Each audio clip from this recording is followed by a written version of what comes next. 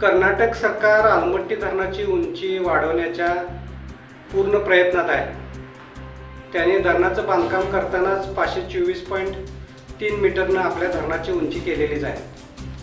पण केंद्राच्या आक्षेपानंतर 2005 पासून या अलमट्टी धरणामध्ये 519 मीटर 519.66 मीटरला पाण्याची पातळी हायेस्ट पातळी कर्नाटक सरकार अलमट्टी धरणाची करते। गेल्या 2 वर्षापासून अलमट्टी धरणाची उंची वाढवण्याचा संपूर्ण प्रयत्न कर्नाटक सरकारचा सुरू आहे आणि अलमट्टीच्या ह्या उंचीवाढीनंतर त्यांच्या बॅकवॉटर खाली येणारी कर्नाटकमधली जी गाव आहेत आणि त्या धरणाच्या पाण्याखाली येणारी जी जमीन आहे त्याचं ॲक्विजिशनचं काम कर्नाटक सरकारनं जोरात सुरू केलं आहे। तिने आपल्या पंचवार्षिक योजनेमध्ये त्यामध्ये पैशाची सुद्धा तरतूद केलेली आहे आणि कर्नाटक सरकार आपल्या भागातल्या लोकांची काळजी करण्याच्या पूर्ण प्रयत्नात असताना आमचं सरकार मात्र सांगली कोल्हापूर जिल्ह्यातल्या लोकांची काळजी करायच्या प्रयत्नात नाही आणि अलमट्टी धरणाच्या या बॅकवॉटरमध्ये फक्त कर्नाटकचा भागच जात नाही तर महाराष्ट्रातले हे 2 जिल्हे आणि यामध्ये प्रमुख सांगली शहर असेल, इचलकरंजी शहर असेल किंवा कोल्हापूर शहर असेल आणि सधन असा शिरोळ तालुक्याचा संपूर्ण भाग हा पाण्याच्या ह्या बॅकवॉटर खाली येणार आहे आणि 524 मीटरनं जर पाण्याची पातळी या कर्नाटक सरकारनं अलमट्टीची ठेवली तर शिरोळ तालुक्यातली जी 44 गावं 2019च्या महापुरात बाधित होती ती आता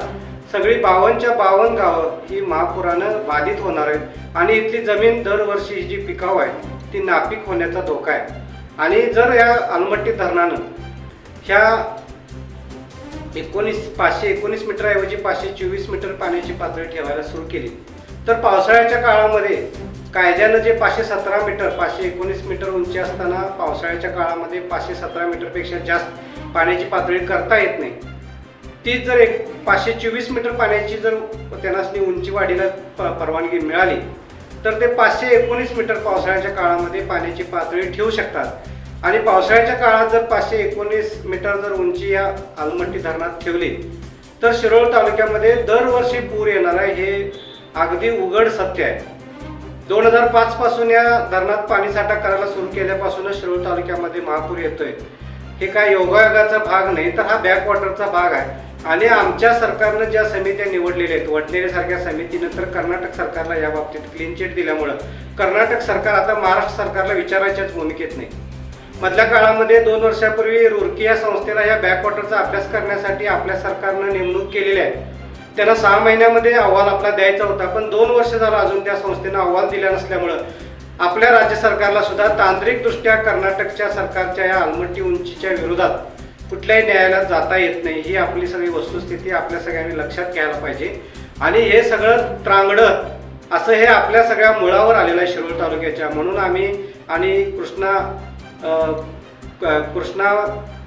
महापूर नियंत्रण समिती सांगलीमधल्या या दोघांनी मिळून आता आम्ही केंद्र सरकारकडे या बाबतीत कर्नाटकच्या ह्या अलमट्टीच्या उंचीच्या विरोधात हरकतपत्र देण्याचं नियोजन केलेलं आहे आणि ही हरकतपत्र प्रत्येक नागरिकानं द्यावं असं आमचं मत आहे। कारण आता सरकार ह्या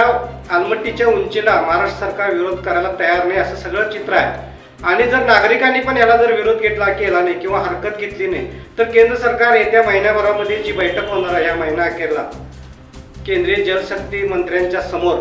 त्यावेळी मात्र आपला विरोध तिथं जाणार नाही। म्हणून आमची ह्या हरकतपत्र देण्यासाठीचे अभियान उद्यापासून आम्ही नरसिंहवाडीमधून सुरू करतोय आणि माझी या माध्यमातून सगळ्या नागरिकांना ह्या पूरग्रस्त नागरिकांना जी गावं पूरबाधित होत्या त्या सगळ्यांना माझं आव्हान आहे की 100-150 रुपये खर्च करून तुम्ही आपली हरकत रजिस्टर पोस्टानं ह्या 5 विभागांना आम्ही आता तिची सगळी पत्र तयार केले तुमच्या गावागावात येऊन आम्ही तुम्हाला ती भरून देणार आहे आणि तुम्ही फक्त ती पोस्टात रजिस्टर करून पाठवायची आहे आणि त्याची पोच मात्र आमच्याकडे द्यायची आहे असं हे सगळं हरकतपत्राचं नियोजन आहे। आणि मोठ्या संख्येनं जर हरकती गेल्या या महिन्याभराच्या काळामध्ये केंद्र सरकारकडे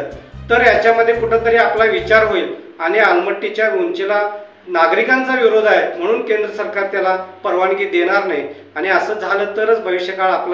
आपला जो सुजलाम सुफलाम तालुका आहे तो वाचणार आहे। म्हणून माझी सगळ्या या माध्यमातून नागरिकांना विनंती आहे तुम्ही जास्तीत जास्त हरकत या केंद्र सरकारकडे पाठवाव्यात त्याचं सगळं तुम्हाला आम्ही हरकतपत्र तयार करून देणार आहे। तुम्ही फक्त पोस्टामध्ये त्याची रजिस्टर पोस्ट करून त्याची पोच फक्त आमच्याकडे द्यायची आहे आणि याची उद्यापासून सुरुवात आहे। प्रत्येक गावात जे पूरबाधित गाव आहे आमच्या तालुक्यातलं आणि कोल्हापूर जिल्ह्यातलं प्रत्येक पूरग्रस्त गाव आहे त्या प्रत्येक गावामध्ये आमची हे अभियान येणार आहे। आणि तुम्ही सगळ्यांनी याला सहकार्य करावं अशी माझी विनंती.